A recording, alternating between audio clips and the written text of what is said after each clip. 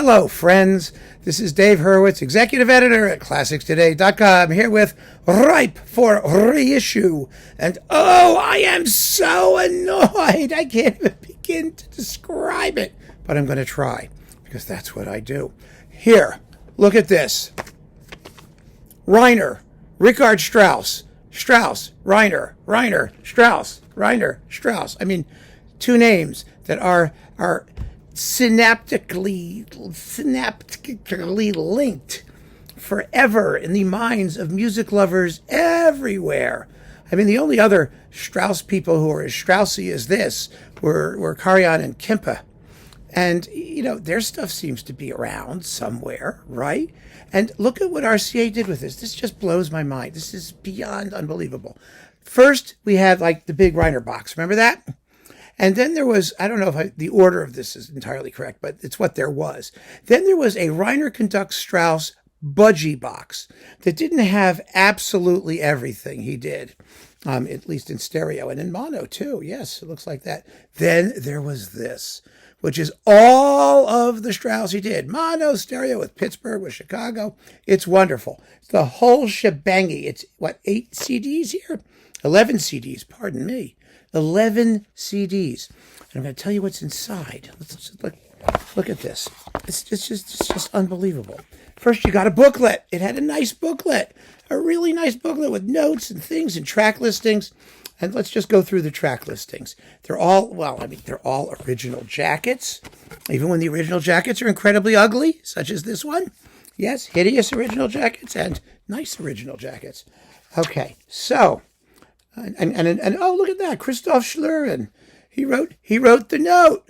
Christoph Schlurin's a nice guy. He used to write for Phonoforum and some other German magazines and other things. I mean, he's quite knowledgeable, and I know him from way back when.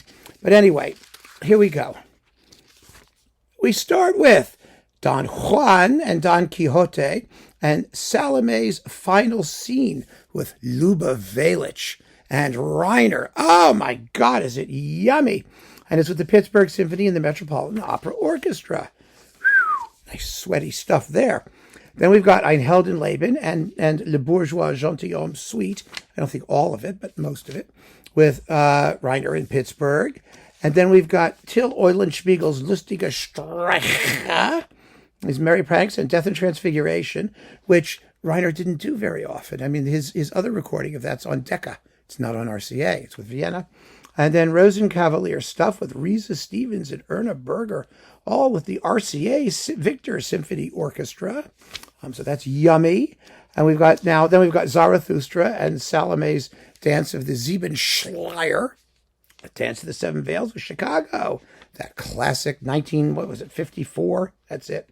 Yeah, 54 production.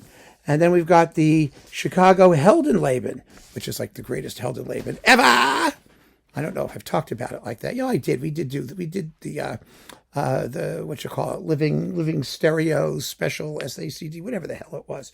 We talked about it. And Don Juan has a coupling with Chicago. And then let's see, what else have we got here? We have Electra. Oh, the Electra and Salome scenes. Salome stuff. The Electra scenes with Inga Bork. I'm in Chicago. That's amazing. That final scene. Oh, my God. The playing of the orchestra. It's incredible. Bourgeois Gentilhomme in stereo, along with Salome's final scene with Inga Bork. Luba Valic was better, but Inga Bork's not bad. And Rosenkavalier waltzes. And then we've got Till Eulenspiegel's Lustige Streiche and Death and Transfiguration. This is the Vienna Phil stuff, which was actually issued on Decca. But RCA, RCA and Decca were licensees, or RCA licensed Decca stuff. So it was released on RCA in this country, and it's back. See, here's the living stereo original jacket of those performances, which actually are not as good as his Chicago ones. I mean, they're not terrible, but they're not his best Strauss. Let's not kid ourselves. Then we have the Sinfonia Domestica and the Burlesca with Byron Janis and Don Quixote. Again, with Antonio Yanigro and Milton Previs and all these other Chicago people. And then the later remake of Also sprach Zarathustra, which is actually better than the 54 one. This was like 62 or something like that, with another Don Juan, which is actually superb. It was originally coupled with La Mer, of all things. I remember that, actually. So, seeing the LP, I wasn't like born when it was, well, I was born, but I was like 2 or something. So anyway, so that is all of the Reiner Strauss. Now, why, oh why is this thing out of print? I mean, the performances are almost uniformly, almost superlative. The mono stuff is historically interesting. It really is. Not as good as his later stuff in stereo, but that's okay. The stereo recordings are absolutely historical.